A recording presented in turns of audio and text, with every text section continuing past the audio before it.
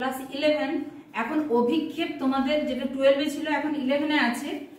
তো তোমাদের simple conical projection প্রথম শুরু যে ক্লাসটা, অর্থাৎ কিভাবে আঁকবো, কোন অঞ্চলের আঁকবো, এটা আগে আলোচনা করা হয়েছে। আজকে একটা অঙ্ক দিয়ে ছবি আঁকা পুরো ব্যাপারটা দেখাবো।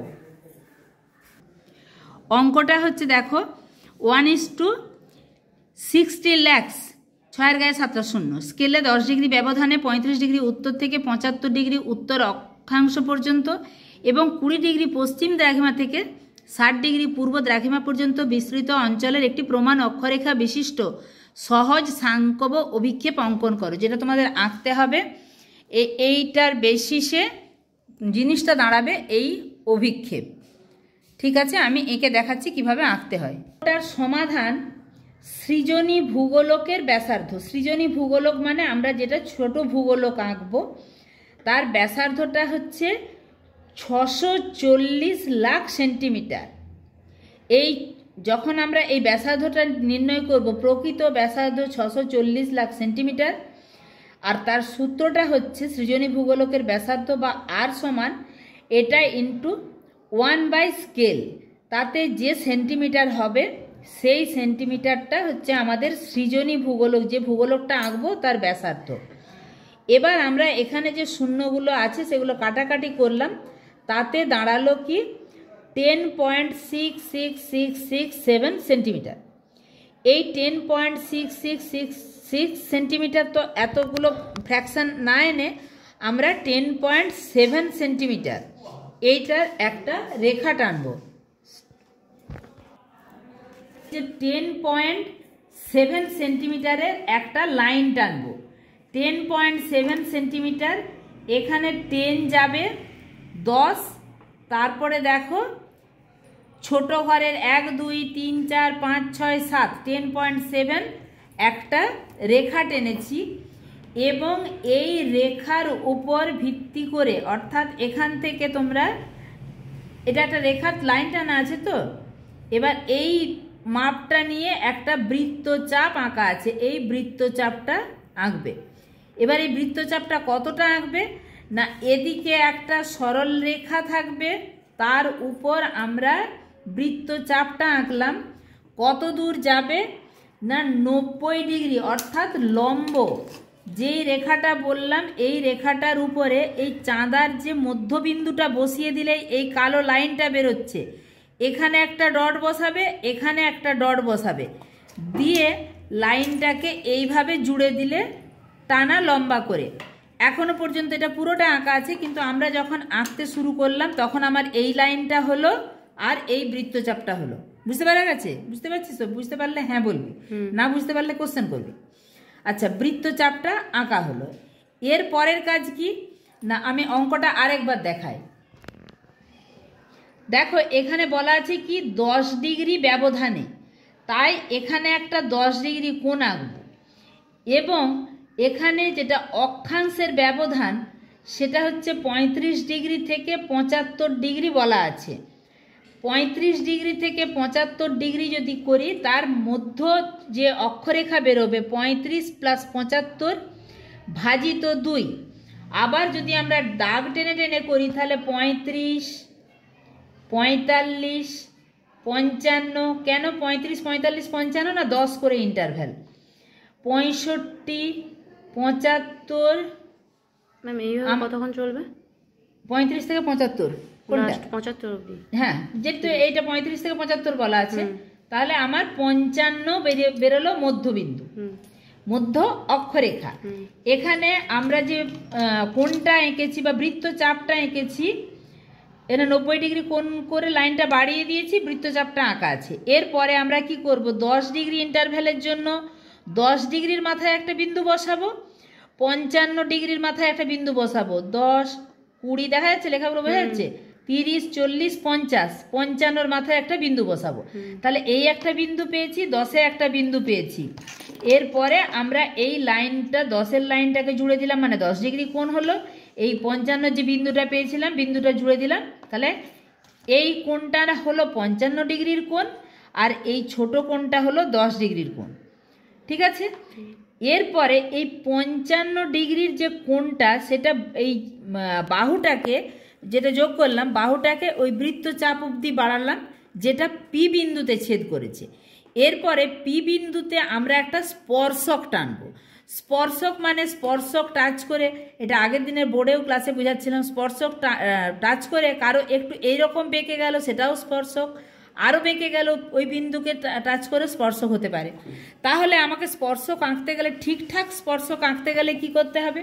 আমি 55-র এই রেখাটা পেয়েছিলাম এবং এই বিন্দুটাকে দেখো এইখানে সোজা 90-এর সমানে সমানে চালালাম, 90-এর, তাহলে এই রেখাটা অর্থাৎ 90 ডিগ্রি কোণ করে ওই বিন্দুটাকে নেব, বিন্দুকে টাচ করতে হলে তবেই স্পর্শক হচ্ছে, দিয়ে এখানে 90 ডিগ্রি কোণ, যে দেখো এই রেখাটা পুরো ওই রেখার উপরে মিলে গেছে, এই যে রেখাটা টানা আছে দেখবে এর উপর বসে দিলেই 90 ডিগ্রি হচ্ছে, মানে বোঝা যাচ্ছে না, এই যে, তাহলে 90 ডিগ্রি কোণ হয়েছে, তাহলে এটাই প্রকৃত স্পর্শক।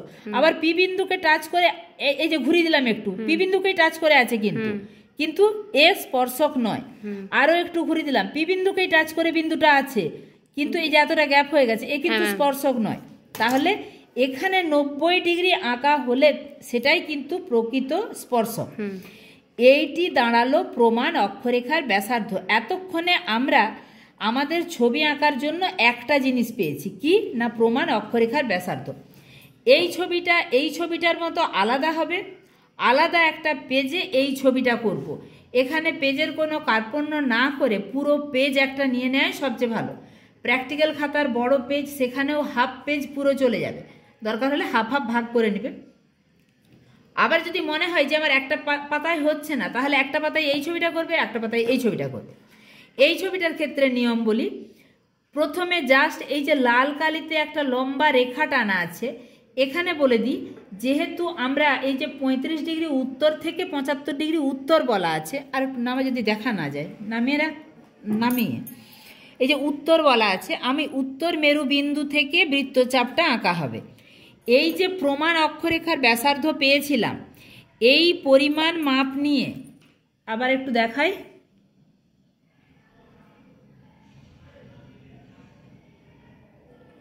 এই যে বাড়িয়ে দেওয়া বৃত্তচাপের এখানে বাড়িয়ে দেওয়া 90 ডিগ্রি, তার সাথে এখান পর্যন্ত যে স্পর্শকটা, এইটা হচ্ছে আমার প্রমাণ অক্ষরেখা, যেটা মধ্য অক্ষরেখা লাল কালির সঙ্গে মিশছে, তাহলে এইটা আমি আঁকলাম মাঝেরটা। তাহলে এই ছবিতে কি আঁকা হয়েছে? এই লাল লাইনটা আর প্রমাণ অক্ষরেখা পেয়ে গেলাম। এরপরে দুটো বিন্দু এই পাশে উপরের দিকে, দুটো বিন্দু এ পাশে নিচের দিকে। কেন দুটো বিন্দু?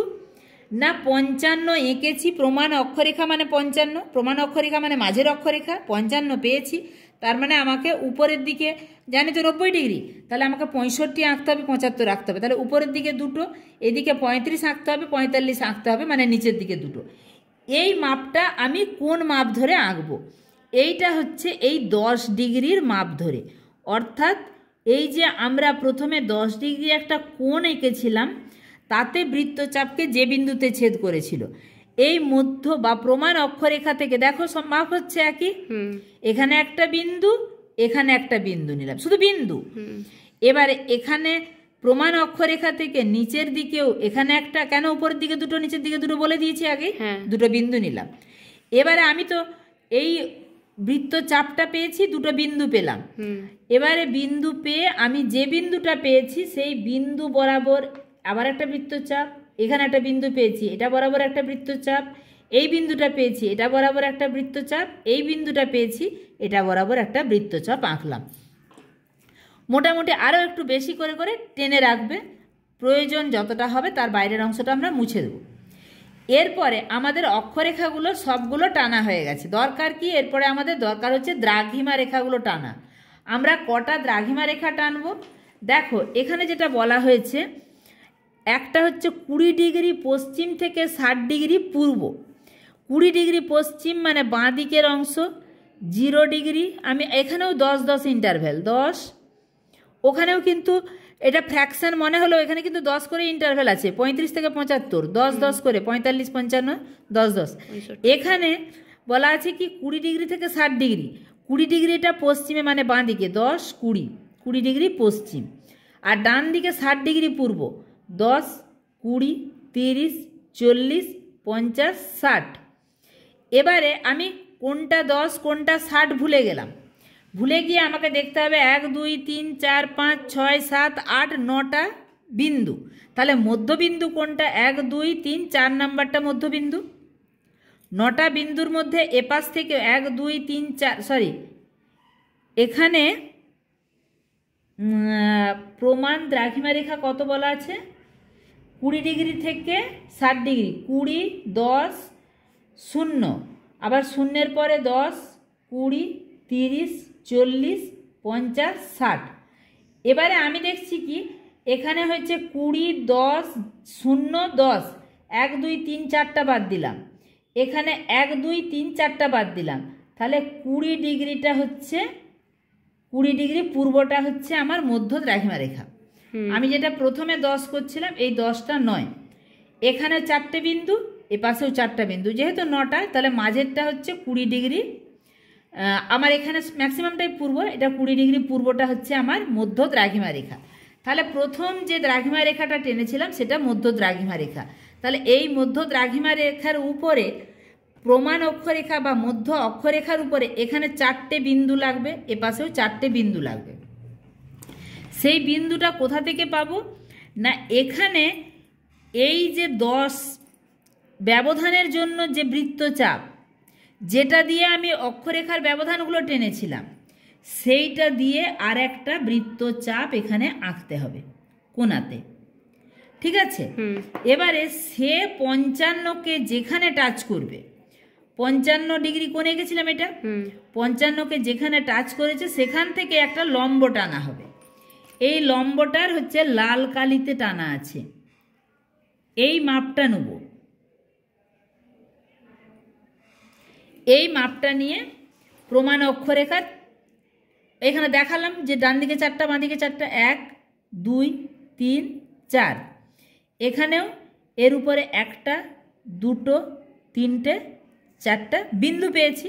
এখানে আর কোনো বৃত্তচাপের ব্যাপার নেই, ওই বিন্দুগুলোর একদম উপরে মেরু বিন্দু থেকে 1 number 2 number 3 number 4 number, 1 number 2 number, আমি তো বিন্দুগুলো পেয়ে আছি, 3 নাম্বার 4 নাম্বার বিন্দু যোগ করে বাড়িয়ে দিলাম। দিয়ে বাড়তি যা যা অংশ একটু করে বাড়িয়ে রাখবে, কারণ আমাকে কি লিখতে হবে, এই যে বললাম 20 ডিগ্রিটা মাঝের বিন্দু, বাকি পুরোটাই পূর্ব দিকে, 30 40 50 60 পূর্ব। এখানে 20-র পরে 10 ডিগ্রি 0 ডিগ্রি, 10 ডিগ্রিটাও পূর্ব, 0 পূর্ব পশ্চিম হয় না, 10 ডিগ্রি পশ্চিম 20 ডিগ্রি পশ্চিম। এখানে মাঝের অক্ষরেখা 55, এখানে 65, এখানে 75, এখানে 45, এখানে 35। এইগুলো লেখার জন্য একটুখানি বাড়িয়ে রাখবে, বাকি অংশটা মুছে দিবে। অবশ্যই RF লিখবে আর হেডিং করবে 1 প্রমাণ অক্ষরেখা বিশিষ্ট সহজ সাংকব অভিক্ষেপ।